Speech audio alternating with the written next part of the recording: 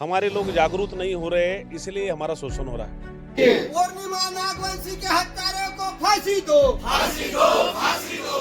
तो वो तो इतना गंभीर है जिसकी हद नहीं कि पहले रेप किया, फिर मर्डर किया और उसके बाद जिंदा जला दिया।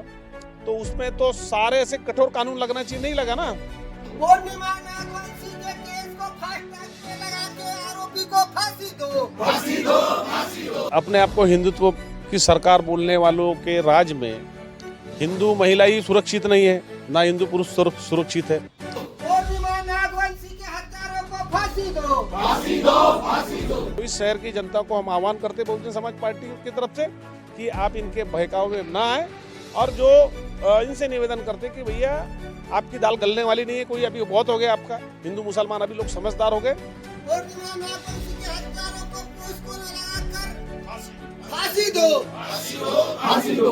5-7 दिन हम देखेंगे कि इसमें अगर ये इनकी रिपोर्ट में कुछ बदलाव नहीं आता है तो हम आने वाले समय में गोंदिया बंद करेंगे, ऐसा हमारी तैयारी है। इस वक्त मैं महाराष्ट्र में हूं और महाराष्ट्र के गोंदिया में एक ऐसी खबर जो कहने कि आपका दिल दहला देगी, सोचने के लिए मजबूर कर देगी कि किस तरीके से देश में गुंडाराज अपने चरम सीमा पर है और वो असर कहने के महाराष्ट्र में भी दिखाई दे रहा है। 16 वर्ष की एक ऐसी नाबालिग बच्ची जिसको अर्ध तरीके से जलाया जाता है और उसके बाद इस मामले पर लगातार प्रतिक्रियाएं है, लगातार भय और डर का वातावरण है। यहाँ पर बहुजन समाज पार्टी के तमाम लोग मौजूद है, जानने समझने की कोशिश है कि आखिर ये मामला क्या है, किस तरीके से इस मामले को लेकर बहुजन समाज पार्टी के जरिए अपनी प्रतिक्रिया है, तमाम चीज़ें समझने की कोशिश करेंगे। हमारे साथ बहुजन समाज पार्टी के अपर तमाम कार्यकर्ता है, पदाधिकारी है और बहुजन समाज पार्टी के जिलाध्यक्ष सुनील भरने जी। सर, क्या कहेंगे? 16 वर्ष की जो बालिका है वो दलित समाज से ताल्लुकात रखती थी, जहाँ तक हमको जानकारी मिली। क्या कहना चाहेंगे इस पूरे के पूरे घटना को लेकर? पूर्णिमा नागवंशी नाम की लड़की 16 साल की है।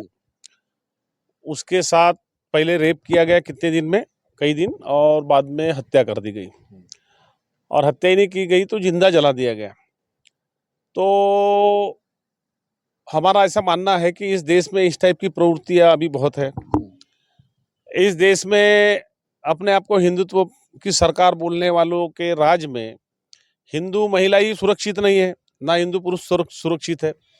तो इतनी बड़ी घटना में जो शासन प्रशासन के लोग, जो 16 साल की लड़की है तो उसको 18 साल का बताया गया, पोस्को कानून जो है वो नहीं लगाया गया, उस पर एट्रॉसिटी नहीं लगाई गई। तो ये सारे कानून जो है लगाने की बजाय जो सत्ताधारी पार्टी के लोग आंदोलन कर रहे हैं अपने आप को हिंदुत्व संगठन बताने वाले, क्योंकि उसमें जो तो ये तो अच्छी बात है, अगर हिंदू संगठन के लोग अगर मुद्दा उठा रहे हैं, वो अगर इस मामले को लेकर गंभीर है तो इसमें दिक्कत क्या है? देखो, ये तो विपक्ष का काम है मुद्दा उठाना, वो शासन में है तो शासन के लोगों को उन्होंने बताना चाहिए, एसपी कलेक्टर को बताना चाहिए कि भैया ये जो रिपोर्ट है या इसको अच्छी पैकी, यानी जो है 16 साल की लड़की को 18 साल का बता देना, तो इनको तो काम करने की वहां जरूरत है।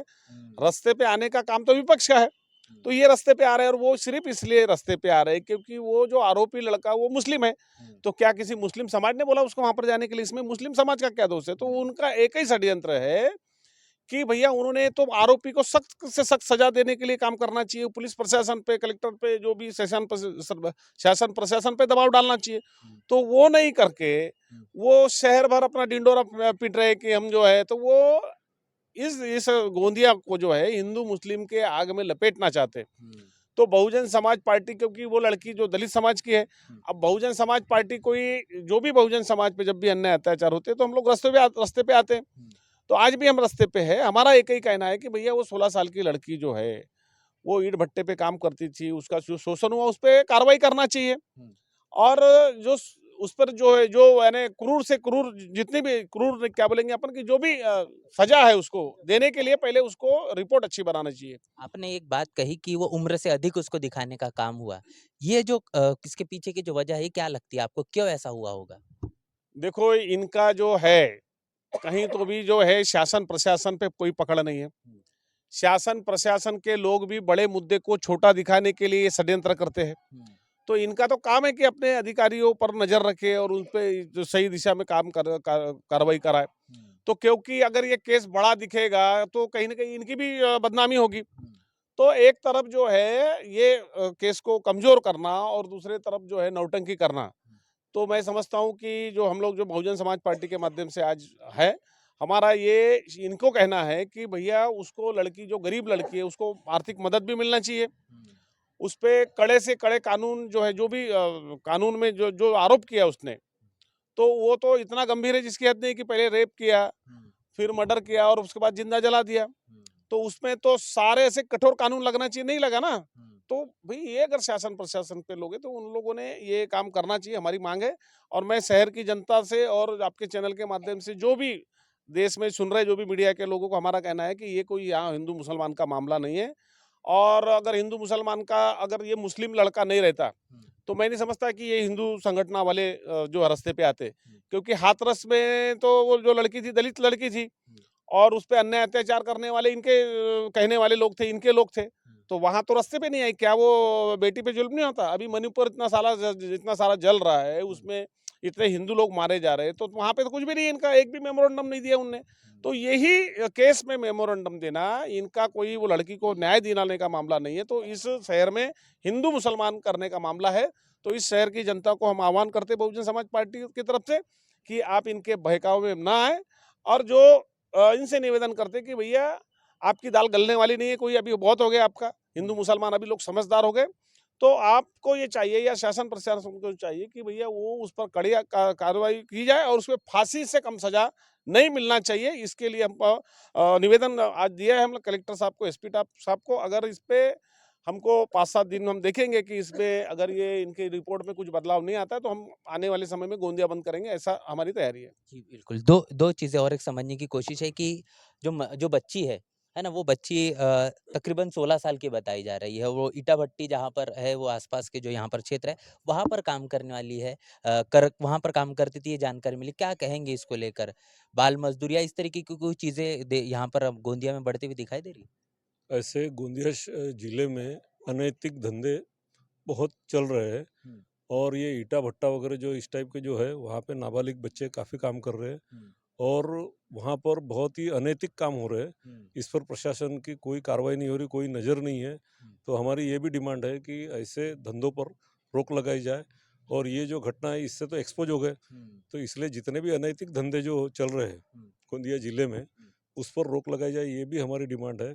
और जो आरोपी है उसको कड़ी से कड़ी सज़ा मिले, पॉस्को के तहत और एट्रोसिटी के तहत उसको कड़ी से कड़ी सज़ा मिलनी चाहिए, यही हमारा निवेदन है। और उसको सरकार की तरफ से जो गरीब परिवार है, जो मजलूम परिवार, जो पीड़ित परिवार है, उसको सरकार की तरफ से अभी तक कोई भी आर्थिक सहायता नहीं मिली है। हम लोग पिछले दिनों गए थे और हमारी जो टीम थी उन्होंने थोड़ा बहुत उनको आर्थिक सहकार्य किया, लेकिन सरकार की तरफ से ऐसा कोई भी आर्थिक मुआवजा उनको नहीं मिला है।